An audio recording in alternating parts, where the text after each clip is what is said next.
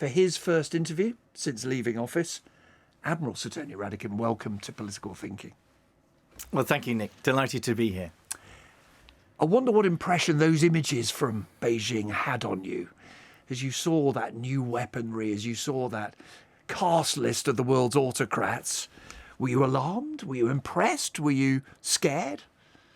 I think maybe there's two or three things. So one, you're right, it's reflective of an era that we're stepping into, one where geoeconomic competition has come to an end and it's much more geopolitical. It's about state on state and the risk of state on state competition and the risk that that becomes violent. That's true.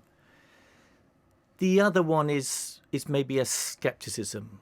It's a military parade. It's very impressive at one level.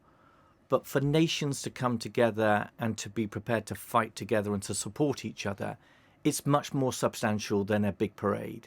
They're not the alternative NATO, then. They are not. These are not countries that have a history together, that have a mutual trust, that actually will support each other when it comes to warfighting. And you've seen that. You've seen that nobody came to Iran's aid when it was attacked by Israel and America. You know, these countries don't go rushing to help each other out. And we should recognize what's going on. We should be really confident about who we are and who our partnership and allies are.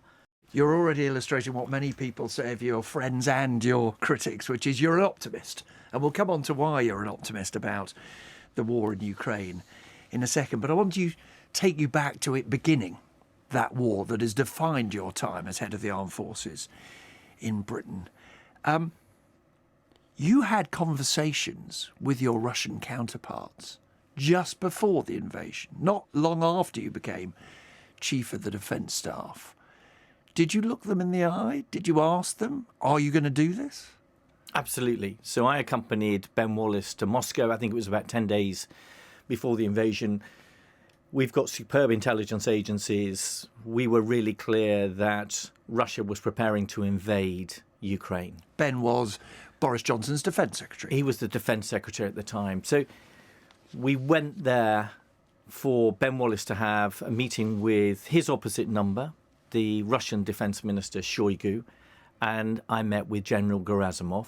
We've always said we won't go into the details of those conversations, but we were really clear in saying to Russia that we knew that they had plans to invade Ukraine, and we were also clear in telling them that it would be a disaster. General Gerasimov was really clear in the very Russian way, we have no plans to invade Ukraine. And that was nonsense. And I think the Russian tradition, I think there's a word, Vernaya or something like that, which is a kind of white lie. I asked a question. I know that you're going to lie back to me. We have this conversation. We both know that there's a lie at the heart of this conversation. That was what it felt like. And I was interested in your valedictory speech in this job. You praised by name. I mean, I would expect you to say, oh, all the people I've served with, thank you very much. But you praised by name Boris Johnson, who was Prime Minister at the time of the invasion, Ben Wallace, yes, but also the Foreign Secretary at the time, Liz Truss. Why did you want to praise them? Why were they worthy of that praise? I think when the invasion came, they were really clear in terms of that political moment. How was the UK going to respond? So were we going to do another Crimea and look the other way, or were we actually going to respond and support Ukraine?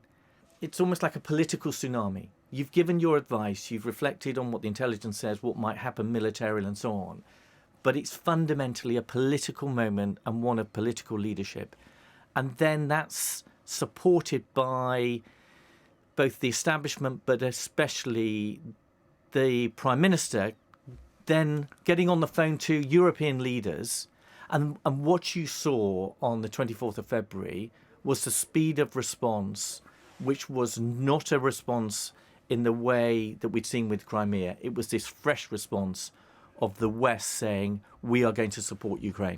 And pretty much most of your career in the armed forces has seen the armed forces in retreat, having to constantly make a case for themselves as to why we shouldn't just claim a defence dividend, cash in and say, thanks very much, peace in our time. Yes. So, yeah, as well as making me feel really old, Nick, you're also reflecting what I think is a big moment, a turning point.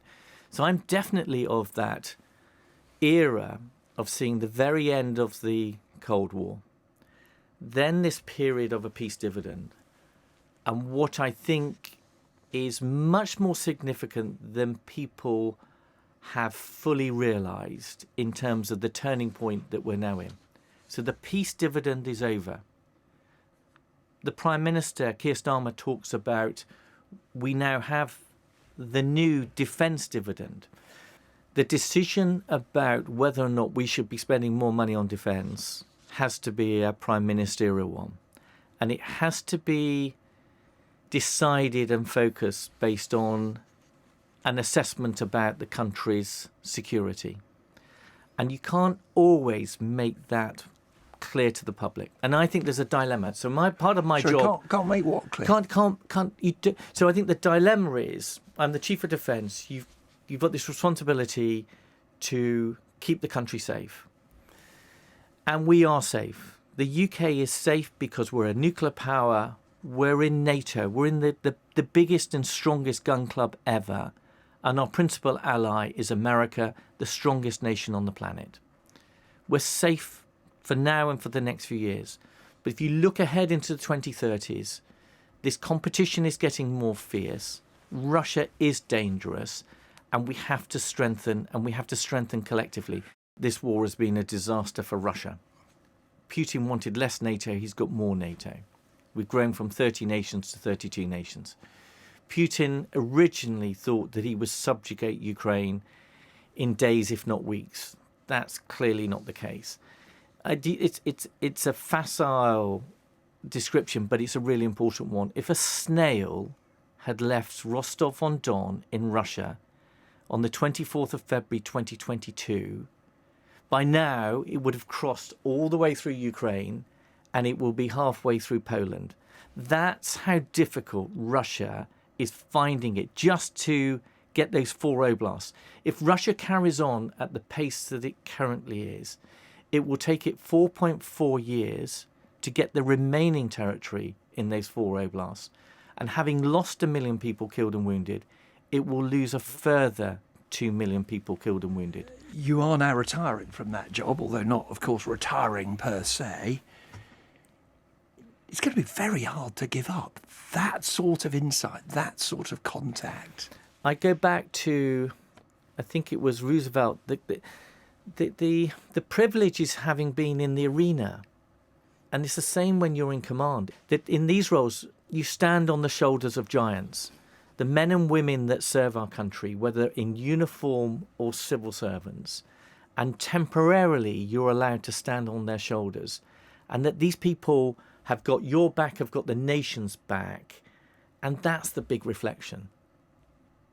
Admiral Sir Tony Radakin, thank you very much for joining me on Political Thinking. Thank you very much. If you've enjoyed this conversation, you can watch a longer version on BBC iPlayer, and the full interview is available on BBC Sounds.